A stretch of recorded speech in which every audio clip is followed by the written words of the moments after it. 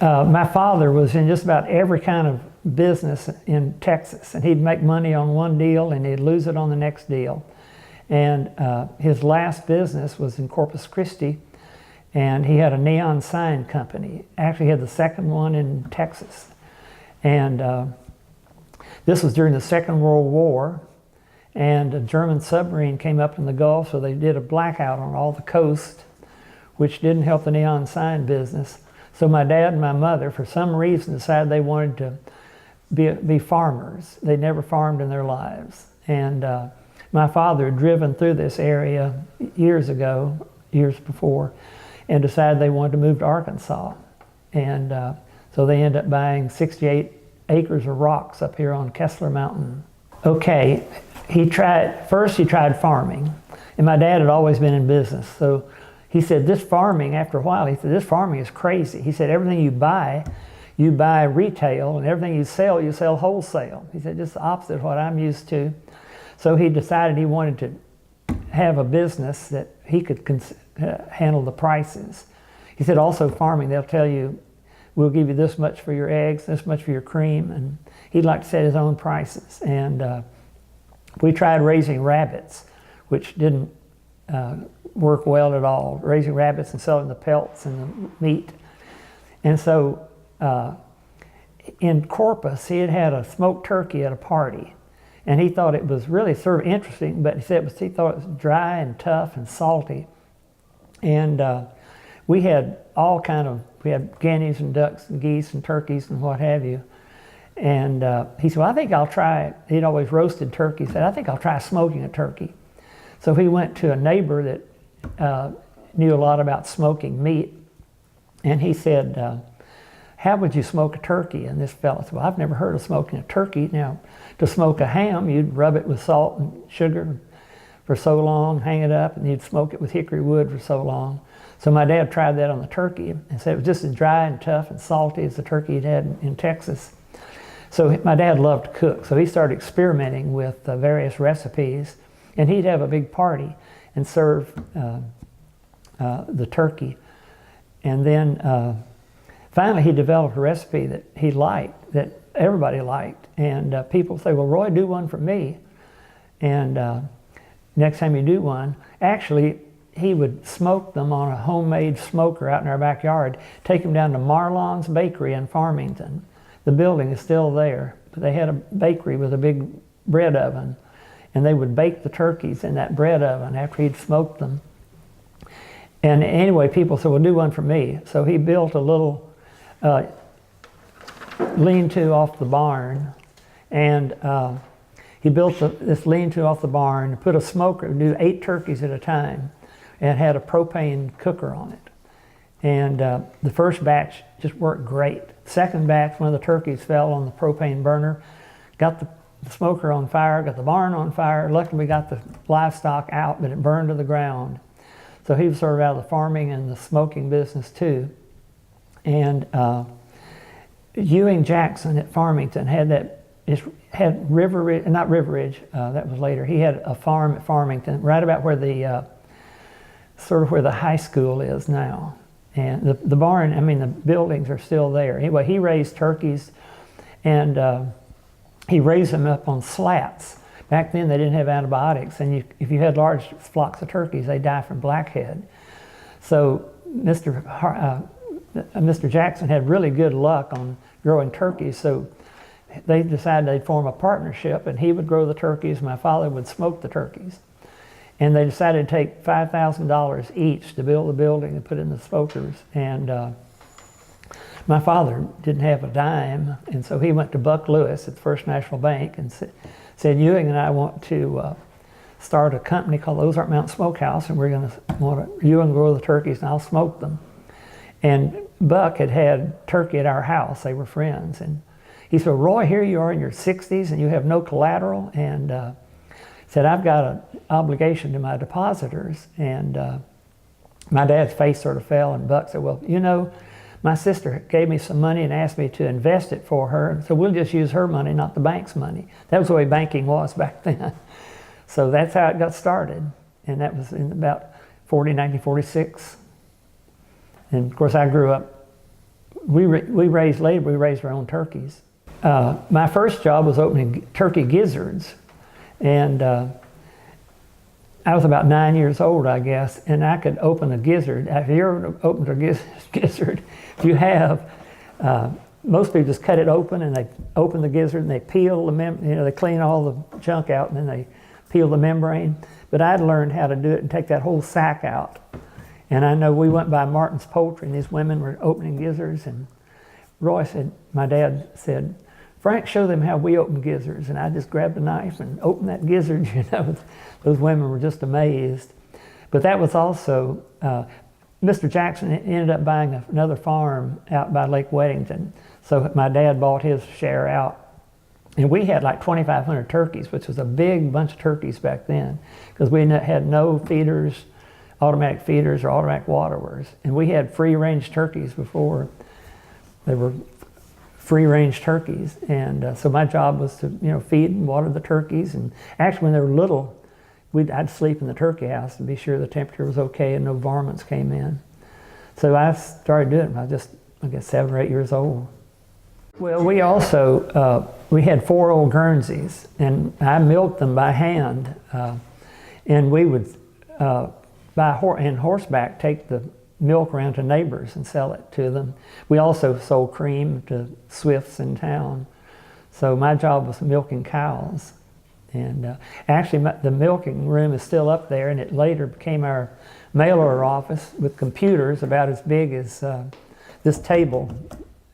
The discs were about this big, and they had 30 megabytes of storage. Okay, I remember first about Farmington was going to Mrs. McNeil's store. They had 2 little stores down at Farmington. We bought most of our groceries in Prairie Grove or sometime Fayetteville, but we would go to Miss McNeil's store. That was the first time I remember it. And then when it was time for me to go to the 1st grade, it was during the Second World War, and we didn't have enough gasoline to go to any schools, and we were too far to walk.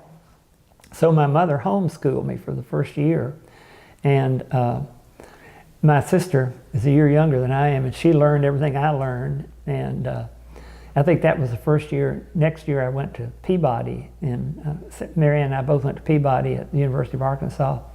That was, I think, the first year I was ever head of my class, because my mother she had always taught, so she was a very strict teacher. And at Peabody they taught rhythm band and finger painting and stuff like that. It was a teaching school, the student education students were teachers there, very progressive. And then the 4th grade, we had to pay tuition, but we went to Farmington. And so that was reading, writing, arithmetic. That was the hardest class I think I've ever had, because no rhythm bands or finger painting. It was all reading, writing, and arithmetic. I remember the people that I met, Boyce Davis and the Blue Girls and Charlie Kate. Charlie worked for Sam Walton on the square in Fayetteville when we were all in high school. Charlie and I used to walk to school together. He lived right south of us. And then when it came time to go to college, Charlie just kept working for Sam Walton.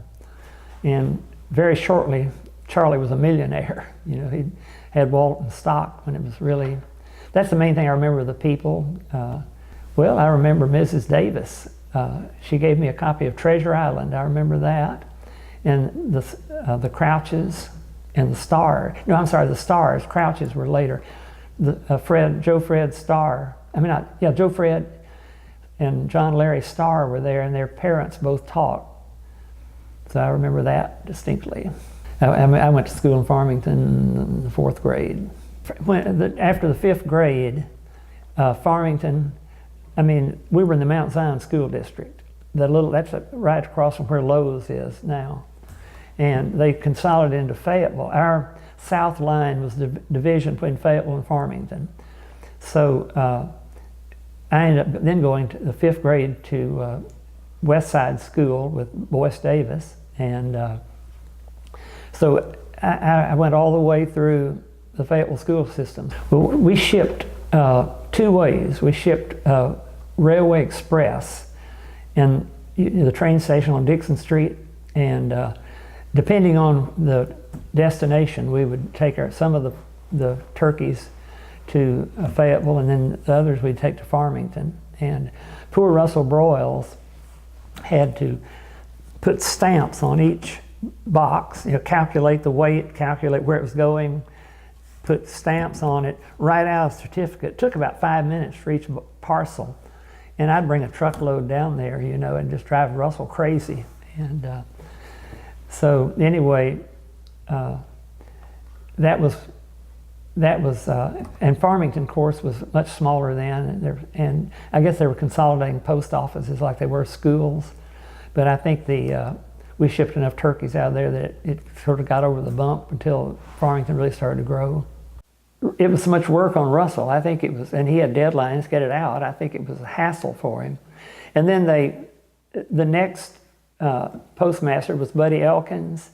Buddy was our rural carrier for years, and so it became easier. They got a system that worked a lot better on mailing, and then so Buddy was just very, very disappointed when UPS started, because UPS back then you had to write a check. You couldn't they couldn't send you a bill, and UPS would send you a bill once a month, and UPS would come right to your door and pick up the packages, which the post office couldn't do. And Buddy would just fume about the post office needed to make all these changes that UPS was doing, and then later two of Buddy's sons worked for the smokehouse, but Raymond ran our bakery in Fayetteville, and Eugene worked out here, and then of course Raymond also worked out here later.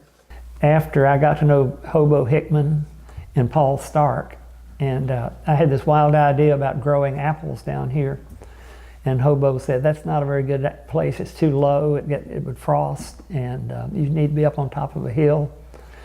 And he was absolutely right. We put apples in. Roy Rome helped put it in, and we've got one apple tree left. So, and Paul Stark came out and told us. Joanne Thomas, Hobo's daughter, worked for the smokehouse for years and years. Hobo had a talent with trees. I mean, out in his yard, he would have an apple tree, and there'd be a pear and a peach and a whatever. He would graft branches onto it. So he was just a genius on grafting and growing. But again, I don't know much about it, except he ran Starks for years and years. It was a big operation. When it came time we wanted to get a telephone, we went to Prairie Grove and talked to Jim Parks, and he said, we don't have a line, but if you run your own line, you can have a telephone. So we had one of the old crank time type telephones, and put it on the wall, and then we ran wires, put insulators in the trees and ran wires down to the highway. And so that's how isolated we were. We went to town maybe once a week. You didn't just run to town back then. And we'd go do our laundry in Prairie Grove. They had a laundry there. And like I say, we just had to be self-sufficient. We grew just about all our own food. Farmington has never had like a square or a center of town. It's sort of a sprawl. It had some beautiful buildings, still has some beautiful buildings, but of course it's a bedroom community from Fayetteville, and it's getting some restaurants and things, but it's just a suburb of Fayetteville. Ed Simpson was, this got right out of the war. He rented a little rent house up right above our house that my parents owned, and to help pay the rent, he would help milk cows and work around the farm. And he had been in the Navy, and he was about your size, your height, and solid muscle. He'd been a boxer in the Navy and had gone around all over in boxing matches. And So anyway, Ed was up there, and the superintendent came up one day and said, "We'd like for you to be the principal at Farmington High School." And Ed said, "Well, you know, I've just started education. I don't know anything about being a principal." He said, "No, we want you to be the principal at Farmington, and we'll pay you this much." Now, this is not an urban myth, because I've sat on the porch and Ed Simpson has told me this story. And again, this was in the mid-40s, I think, right after the war, just a year or two after they had the GI Bill that you went to school on. So the first day, Ed put on a coat and tie. Teachers wore coats and ties back then. And all the kids, he was a little early, and all the kids were out in the playground. And this, I won't use any names, but this great big guy came up to him and said, "You the new principal?" "Yeah." Said, "Well, you know, I ran off the last principal." And Ed said, "Well, I think we need to settle this." So Ed sent somebody in the gym, and they got boxing gloves. And Ed said, you know, this guy would take a big swing at him, and Ed would duck, and then he said he'd hit him with the glove, just twist it enough, it just make a little cut. And after a minute or two, this fellow was just streaming blood. And so he sent him home, and his father, George, said, what happened?" He said, "Well, I got in a fight." "Who'd you get in a fight with?" "That new principal." And so George just said, "You go back in school and you apologize to that principal." And so, I better not use the name, did. And so Ed said, accept the apology, and said, "Do you all have a basketball team?" And he said, "No." I said, "Well, let's start one." And so they became bosom buddies and started the basketball. But you can imagine now what happened. There'd be lawsuits all over for a principal and a student fighting with boxing gloves. But that's a true story. I'll tell you the Joanne Thomas story. Okay, she married C.J. Thomas, and they had kids. He was in the Navy and went all over the world. And I had met Joanne at Farmington School, and then I hadn't seen her for years, you know, because she'd been away in the Navy. And our office was on the back porch of the house, and Sarah needed some help, more time to take care of the kids in the house. So we decided we needed to hire somebody part-time on the office in our back porch. And we had an addressograph machine. It was an old machine. You'd put metal plate in and clunk, clunk, clunk, clunk, and then you'd make an impression on it. And so somehow or other I got word out that I needed somebody, and Joanne came, and she was all dressed up, had on heels and skirt. And I said, "Well, hey, Joanne." And I said, "I'm looking for somebody for the office." And she said, "Well, I'd like the job." Said, "Now, I can't take shorthand." I said, "Well, that's okay. We don't need shorthand." "And I can't type." "Well, that's okay. You know, we don't. It's just a addressograph." And so anyway, she told me, and CJ does the checkbook. I don't do the checkbook. So she actually had no skills, but she came to work, and then she became our office manager. And you know, as the mail order grew, in fact, she's one that had Carol come. But Joanne she was just a delightful person, and she did a wonderful job in our office. I used to ride horses right on Highway 62, and you can imagine now what that would be like.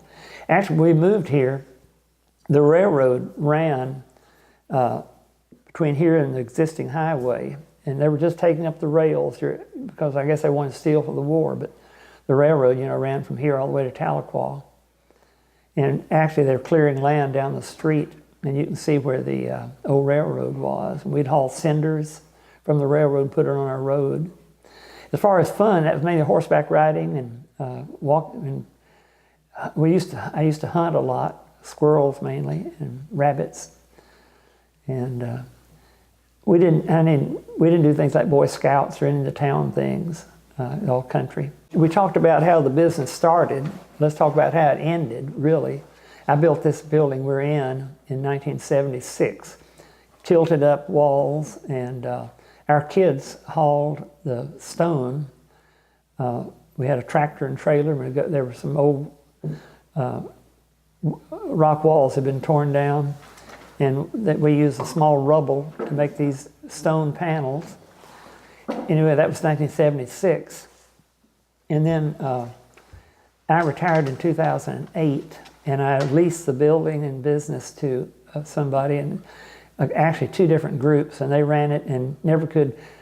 I never made a lot of money on it, and they tried, and they never did make much money or lost money, so they closed in 2012. So here I have an 18,000 square foot building, solid building. It has stone walls, steel trusses, and so I have leased about 4,000 square feet upstairs to a group called Fayette Chill, which are outdoor outfitters, and then also to the Northwest Arkansas Land Trust, who Terry Lane grew up with our kids in 4-H, and I've known Terry all my life, and the Northwest Arkansas Land Trust started in Bentonville and sort of sat there not doing much. In 2008, we decided we wanted to put 20 acres between here, the smokehouse, and our house into a land trust, and put a conservation easement on it. And I looked at the Northwest Arkansas Land Trust. They had no land. The Ozark Regional Land Trust out of Missouri, I felt was too far away. And so I talked to the city of Fayetteville, and so we had their very first conservation easement. We have 20 acres here. And I had bought that, or my parents had bought that for $50 an acre from Clyde Holland. And so we named these trails. We built trails and named them after Clyde and Annie Holland. They were Farmington farmers and delightful people. And then we have a 1,500 square feet classroom, and we have kids come from Farmington and Fayetteville. We had 1,000 kids last year, 3rd graders mainly, but also high school kids. And they come in groups of 30 or so on a school bus, and half of them go up in the woods, and they have a little worksheet. And then half of them come inside in the classroom and study fossils. And then they switch, and then they have a picnic lunch after that. So the kids love it. We have 2 or 3 groups a week. And we have a woman out of Fayetteville that does the environmental center at Lake Fayetteville, and she does this also. Dana Smith does a great job. And Terry Lane, I started telling about Terry and the Land Trust. When she started, she learned really a good work ethic from 4-H. And when she became their executive director, it just took off. And they now have over 2,000 acres that they protect, including the 400 acres up here on top Mount Kessler. So I'm thrilled. And then this room we're in now is sort of a community room. We have bluegrass, we have birthday parties, we have play readings, we have dinner parties. So it's the building is now used. We're using just about all of it now. I hope that we carry on the tradition of having, we call it the Kessler Mountain Nature Center and Outdoor Classroom. So I hope that continues. I mean, like yesterday, we had the Mount Kessler run, and they ran a 10K and a 5K, and they started over on the regional park on the east side, and they ran over here, and then they had the big party after it. They had beer booths, and they had food trucks and a band, and so it's an entertainment center also. And it's right now a very visible location because Rupel Road has now joined Martin Luther King, and we're right at that intersection, so it's very visible and easy to get into. So I hope we can continue to make it a regional nature center. We had a dirt road, that washed out in the winter and when it rained, and then in the summer it was dusty. So we now live on a paved road and farming. I mean, this alone is 5 lanes out here in front of us now. So it's quite different. I guess they'll be running buses out here before long.